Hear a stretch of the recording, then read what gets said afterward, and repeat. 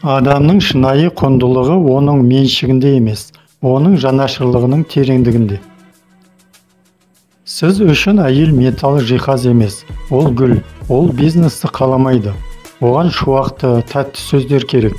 Ол үшін өмір бойы күңіреніп жұмыс істегенше, оған күнде жақсы сөз айтқан дұрыс. Махаббатсыз өмір түссіз қағаз сияқты. Оның жарықтығы мен мақсаты жоқ.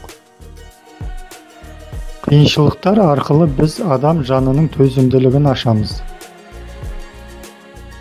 Әр ер адамның бойында жақсы қасиеттер бар, тек соларды оған көрсету керек. Жақсы сөз уақыт емдей алмайтын жараны емдейді. Өмірдің сұлулығы оның кемшіліктерінде, олар бізді қайталанбас және төзімді етеді.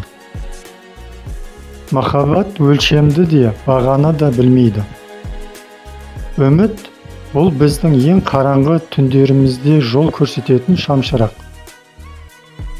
Өмірдің ең терең сабақтары көбінесе ауыр азапты сәттерде алынады. Адамның мінезінің өлшемі оның басқаларға жанашырлық танытуында. Арманға жетуде баратын жері сияқты жол да маңызды. Біреуді шынымен түсіну үшін оның аяқ киімімен 1 миль жүріңіз, сонда сіз әлемді оның көзімен көресіз. Үнсіздікте біз жүрегіміздің сыбдырын естиміз.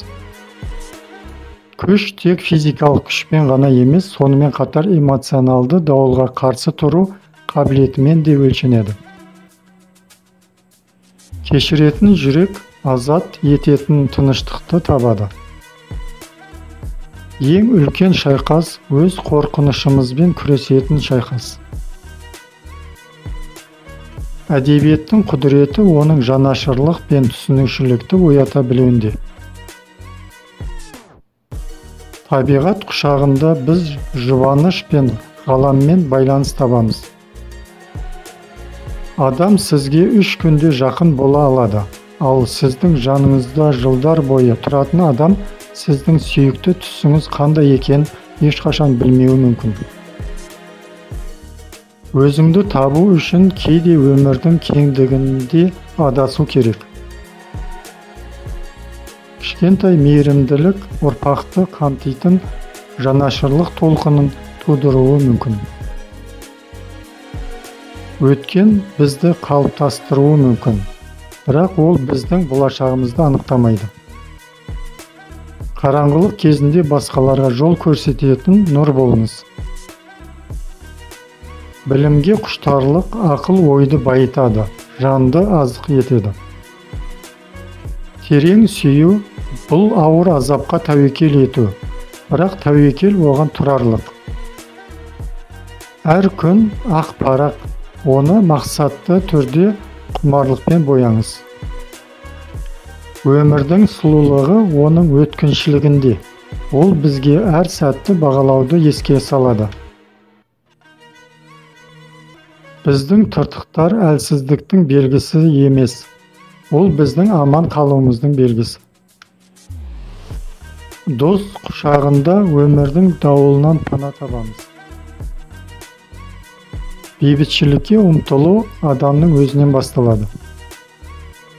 Өнерсіз әлем гүлсіз бақ сияқты, оның түсі мен сүйкімділігі жоқ. Бірліктің күші ең ауыр сынақтарды да жеңе алады. Қайғы бұл махаббат үшін төлейтін баға, және ол біздің байланыстарымыздың тереңдігін еске салады. Есту үшін алдымен тыңдауды үйрену керек.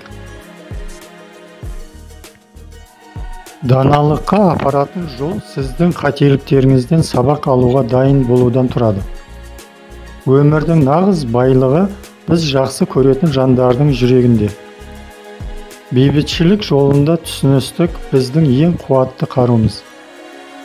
Біз қалдырған мұра байлықпен емес, қол тигізген өмірімізбен өлшенеді. Өзгерістерді қабылдаңыз, өйткені бұл өсу мен дамудың мәні. Шүкіршілікпен өткен өмір молшылыққа толы өмір. Ең қараңғы сағаттарда үміт жетекші жұлдызға айналады. Емдеу күші жанашырлықпен қол жетімді. Өзіңді сүю басқаларға деген терең сүйіспеншіліктің алғашқы қадамы. Біздің армандарымыз нәзік болуы мүмкін, бірақ олардың әлемді өзгертетін күші бар. Күлкі арқылы біз өмірдің сиқырын ашамыз. Бейбітшілікті іздеу үшін біз алдымен түсіністікке ұмтылуымыз керек. Табиғат құшағында жанымызды емдейтін тыныштықты табамыз. Мінездің күші қиыншылықтың төңірегінде қалыптасады. Кешірім ашудың ауыртпалығын босату және жанды босату. Кітаптардың ортасында бізді ешқашан тастамайтын серіктерді табамыз. Жанашырлыққа саяхат біздің жалпы адамзатты тануымыздан басталады. Шартсыз сүйетін жүрек әр сәтте қуаныш табады. Өмірдің сұлулығы оның күтпегендігінде. Өнер құшағында біз адам рухының көрінісін табамыз. Білімге ұмтылу бұл шексіз шытырман оқиға. Өмірдің шынайы мақсаты басқаларға қызмет ету. Егер әйел өзіне үнемдейтін болса, онда ерлерде жалғыз қалауды тудырады. Әйелге үнемдеу. Тыныштық табу үшін сіз қазіргі сәтті толығымен қабылдауды үйренуіңіз керек. Ең терең байлықтар ортақ осалдықтар арқылы қалыптасады. Батылдық қорқыныштың жоқтығы емес, оған қарамастан әрекет ету күші. Жалғыздықтың құшағында біз өзімізді тану еркіндігін табамыз. Адам жүрегі үміттің берік қорғаны. Әлемді түсіну үшін алдымен өзін түсінуге тырысу керек. Өткеннің жарасын махаббат пен түсіністіктің жылуымен емдеуге болады. Шындықты іздеуде біз надандықтан құтыламыз. Өмірдің ең үлкен қазынасы көбінесе қарапайым сәттерде жасырылады.